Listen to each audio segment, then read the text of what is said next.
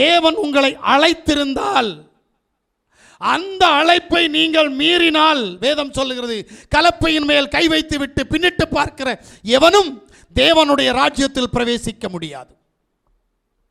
அப்ப அழைப்பு வர்றதுக்கு முன்னாடி, இல்லை ஒப்பு கொடுக்கறதுக்கு முன்னாடி 4 தடவைக்கு 40 தடவைக்கு 40 தடவைக்கு 4000 தடவை யோசிக்கணும், என்னால் இதை செய்ய முடியுமா? அல்லேலூயா. ஒரு காலத்தில் என்னை அழைத்தார். நான் வருவேன்னு சொல்லலை, வரமாட்டேன்னு சொன்னேன். ஓடின போது 3 தடவை என்னுடைய உயிரை எடுத்து என்னை சாகடிக்க பண்ணும் நிலைமைக்கு கொண்டு சென்றது. அப்போது ஒப்பு கொடுத்தேன். உண்மையாக சொல்லுகிறேன், இன்றைக்கு நான் போட்டிருக்கிற இந்த வஸ்திரங்கள் கூட இல்லாமல் தேவ சமூகத்தில் ஒப்பு கொடுக்கப்பட்ட ஒரு மனிதன் உண்டென்றால் அது நான் மட்டுமே. நான் நிர்வாணமாக்கப்பட்டவனாய், உடுத்த வஸ்திரம் என்னிடத்தில் இல்லாதபடி தேவ சமூகத்தில் என்னை நான் அர்ப்பணித்தவன். அதனால்தான் தேவன் இவ்வளவு காலமும் என்னை பிடித்து நிற்க வைத்திருக்கிறார். நிற்கிறவன் எவனும் விழுந்து விடாதபடி எச்சரிக்கையாயிருங்கள் என்று சொல்லப்பட்ட வேதவசனத்தினுடைய ஊடாய் என்னை நிற்க வைக்கிறார் தேவன். சாகும் தரவாயில் மாமா சொல்றார், டேய் செத்துருவடா, வஸ்திரத்தெல்லாம் ஒழிஞ்சு விடுறா அப்படின்ட்டு. எனக்கு அது புதுசாக இருந்துச்சு. கத்துறாங்க எல்லாரும். நான் உண்மையிலேயே உயிர் போகிற கடைசி வினாடியை பார்த்தேன். என்னை சாப்பிடும்படியாக ஒரு பெரிய மீன், நீந்த தெரியாது, கடலில் என்னை தேடி வந்துக்கிட்டு இருக்குது. கப்பலில் போனேன், நான் தவறி கீழே விழுந்துட்டேன். அப்போ எங்கள் மாமா கத்துறாரு.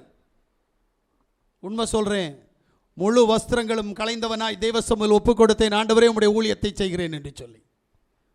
எங்கள் அப்பா என்னை பாதுகாத்தாருங்க. எப்படி பாதுகாத்தார் தெரியுமா? அடுத்த செகண்ட், ஏன்னா நீச்சல் தெரியாது, மூழ்கி போகணும்.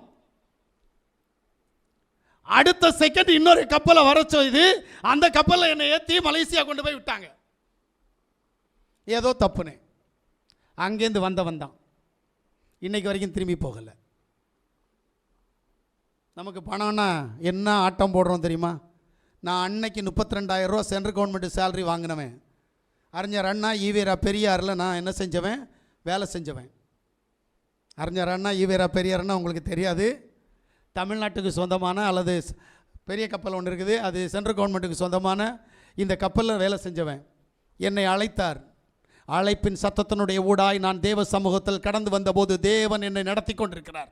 பாவம் செய்தேனா செய்தேன், பரிசுத்தம் செய்தேனா செய்தேன், தேவ சமூகத்திட்டு ஓடிப்போனேனா ஓடிப்போனேன். ஆனால் தேவன் என்னை கொண்டு என்ன செய்ய நினைக்கிறாரோ அதை செய்யும்படி தேவ சமூகத்தில் ஒப்பு கொடுத்தபடினால் என் பாவங்களை எல்லாம் போக்கி என்னை பரிசுத்தப்படுத்தி அவருடைய ராஜ்யத்திற்கு நேராக என்னை வழி நடத்தி கொண்டிருக்கிறார். அதனால்தான் தேவன் சொல்லுகிறார், என்னை பின்பற்றி வா. யாரை கூப்பிடுறாரோ அவன் போகணும். ஆண்டவரே, செத்தவன் அடக்கம் பண்ணிடுவார், மரித்தவனை அடக்கம் பண்ணட்டும், நீ என்னை பின்பற்றி வா. அல்லேலூயா.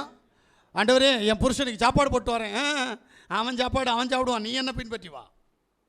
அல்லேலூயா. என் பொண்டாட்டியை விட்டுட்டு வரேன், பொண்டாட்டி யார்? உனக்கு எல்லாம் பாதியில் வந்தது, பாதியிலே வந்ததையா, மாயமாகி போனதையா, பரமதேவன் கொடுத்த ஜீவன் அதுவும் நமக்கு இரவலம்மா. எல்லாமே மண்ணு தானையா, எல்லாமே மாயை தானையா, எல்லாமே மண்ணு தானையா, எல்லாமே மாயை தானையா. பொய்யூராம் தாய் வயிற்றில் 10 மாதம் இருந்ததுவும், என்னது? பையூராம் தாய் வயிற்றில் 10 மாதம் இருந்ததுவும் பொய்யூராம் இங்கு வந்து என்னெல்லாமோ நடக்குதுங்க. நம்ம என்னெல்லாமோ பண்ணிட்டு இருக்கிறோம். முதல்ல சரியா புரியுங்க.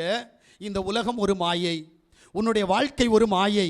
இந்த மாயையான வாழ்க்கையை விட்டு தேவ சமூகத்தில் கடந்து வரணும். ஏனென்றால் இந்த உலகம் முழுவதும் மண்ணு, நீயும் மண்ணு நானும் மண்ணு. அல்லேலூயா. மண்ணான சரீரத்தை விண்ணுக்கு கொண்டு போவதற்காக நீயும் நானும் பிரயாசப்படணும். அல்லேலூயா. அதனால தான் தேவன் சொல்றார், என்னை பின்பற்றி வா. இன்னைக்கு எத்தனை பேர் தேவ சமூகத்தில் பின்பற்றி கடந்து போகிறோம்? தேவனை பின்பற்றுகிறோமா? தேவ மனிதர்களை பின்பற்றுகிறோமா? எத்தனை பேர் தேவனையும் தேவனுடைய மனிதர்களையும் பின்பற்றி கடந்து போகிறோம்? இல்லது இந்த மாம்சத்திற்கு என்ன தேவையோ அதை திருப்தி செய்கிற மனிதனாக வாழ்ந்து கொண்டிருக்கிறோமா? அல்லது தேவனை திருப்திப்படுத்துகிறவர்களாய் வாழ்ந்து கொண்டிருக்கிறோமா? உண்மையாக சொல்லுகிறேன், மாம்ச இச்சை நம்மை பிடித்திருக்கிற பேயாயிருக்கிறது. இந்த மாம்ச இச்சையினுடைய ஊடாய் நாம் வாழ்ந்து கொண்டிருக்கிறோமே தவிர தேவ சித்தம் செய்ய வேண்டும் என்கின்ற எண்ணம் நம்மிடத்தில் இல்லை.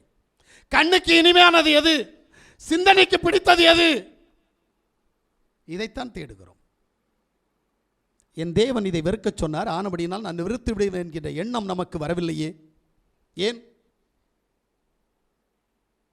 இந்த உலகத்தின் மேல் ஆசை வைக்கிற எவனும் தேவனுடைய ராஜ்யத்திற்குள் பிரவேசிக்க முடியாது என்று சொல்லுகிறார். ஆனால் நாம் உலகத்தின் மேல் தான் ஆசை வைத்திருக்கிறோம். அல்லேலூயா. அதனால் தான் தேவன் சொல்றார், என்னை பின்பற்றி வா. அதற்கு யாஷுவா, கலப்பை மேல் தன் கையை வைத்து பின்னிட்டு பார்க்கிற எவனும் தேவனுடைய ராஜ்யத்துக்கு தகுதி உள்ளவன் அல்ல என்றார். பாருங்க, கலப்பையின் மேல் கை வைத்து விட்டு பின்னிட்டு பார்க்கிற எவனும், நீ என்ன செஞ்சாலும் சரி தேவனுடைய ராஜ்யத்துக்குள் பிரவேசிக்க முடியாது. எப்படி அழைச்சிருக்கிறார்ல, நீ அழைப்புக்கு ஒப்பு கொடுத்துருக்கிறீங்களா? அவர் அழைச்ச அழைப்பில் ஒப்பு கொடுத்துருக்கிறோம்ல. நான் பாரம்பரியத்தில் பிறந்து பாரம்பரியத்தில் வளர்ந்தவன். என்னை அழைத்த போது தேவ சமூகத்தில் என்னை ஒப்பு கொடுத்தேன் என்று சொன்னால் தேவன் இன்று வரைக்கும் நடத்துகிறார். உண்மை சொல்கிறேன், பெருமையாக சொல்லுவேன். தேவனுடைய ராஜ்யத்திற்கு எப்படி போக வேண்டும் என்கின்ற வழியை எனக்கு கற்றுக் கொடுத்திருக்கிறார். நான் குருடன் அல்ல, என்னிடத்தில் இருக்கிற பிள்ளைகள் குருட்டு பிள்ளைகள் அல்ல. நான் கண் திறக்கப்பட்டிருக்கிறேன், எனக்கு கண்ணுக்கு கலிங்கம் போடப்பட்டிருக்கிறது. அந்த கண்ணின் மூலமாக சொல்கிறேன், வழி தெரியும். எப்படி அவருடைய ராஜ்யத்திற்கு, மத்திய ஆகாயத்திற்கு, மூன்றரை வானத்திற்கு கடந்து போக வேண்டும் என்கின்ற வழியை கற்றுக் கொடுத்திருக்கிறார். ஒரு ஊழியக்காரன் அப்படி தைரியமாக சொல்ல முடியாது. எந்த ஸ்தாபனத்தில் இருக்கிறவனாலையும் சொல்ல முடியாது. எப்படி போக முடியும் என்று சொல்ல முடியாது. என் தேவன் இந்த சபைக்கு, இந்த பலிப்பீடத்திற்கு, இந்த பலிப்பீடத்தில் அண்டி வந்திருக்கிற ஒவ்வொருவருக்கும் கற்றுக் கொடுக்கிற வல்லமையுள்ள தேவனாயிருக்கிறார். தெய்வ சமூகத்தில் கடந்து வந்திருக்கிற தேவனுடைய பிள்ளைகளே, நாம் அவரை பின்பற்ற தயாரா?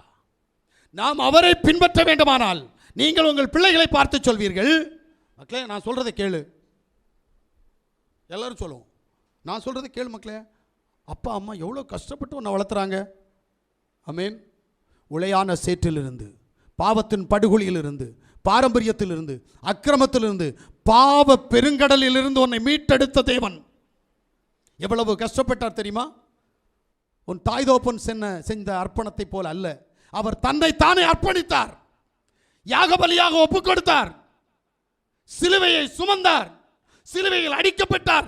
ஒன்று குறைய 40 அடிகள் சவுக்கால் அடிக்கப்பட்டார். ரத்தம் சிந்தினார். முள்முடி சூட்டப்பட்டது. சிலுவையில் அறையப்பட்டார், மரித்தார். யாருக்காக? உனக்காக. அந்த நன்றி உனக்கும் எனக்கும் இருக்கிறதா? தேவன் சொன்னார், கண்டு விசுவாசிப்பதை விட காணாமல் விசுவாசிப்பவன் பாக்கியவான்.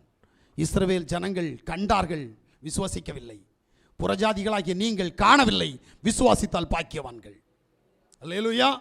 அவர்கள் கண்டார்கள், விசுவாசிக்கவில்லை. நீ காணவில்லை, கேட்டறிந்தாய். நீ அதை விசுவாசித்தால் பாக்கியவான். அந்த விசுவாசத்தினுடைய ஊடாய் நீயும் நானும் கடந்து போகணும். அந்த விசுவாசத்தை பின்பற்றாமல் இன்றைக்கு அவிசுவாசம் நம்மை பற்றி கொண்டிருக்கிறது. அதனால தான் சொல்றாரு, விசுவாசத்தை விட்டு பின்வாங்கவே கூடாது. என்னதான் பிரச்சனை வந்தாலும் சரி, என்னதான் போராட்டம் வந்தாலும் சரி, விசுவாசத்தில் பின்வாங்க கூடாது. ஆனால் இன்றைக்கு நம்முடைய விசுவாசம் நாளுக்கு நாள் பின்வாங்கப்படுகிறது. இன்று ஞாயிற்றுக்கிழமை, இன்றைக்கு ஆராதனையில் உட்கார்ந்திருக்கிற நமக்கு விசுவாசம் பெருகும். ஆராதனை முடித்துக்கொண்டு வீட்டுக்கு போய்விட்டால் விசுவாசம் சுருங்க ஆரம்பிக்கும். நம்முடைய வாழ்க்கை பெலூன், காற்றடைத்தால் விரிவாக்கப்படும்.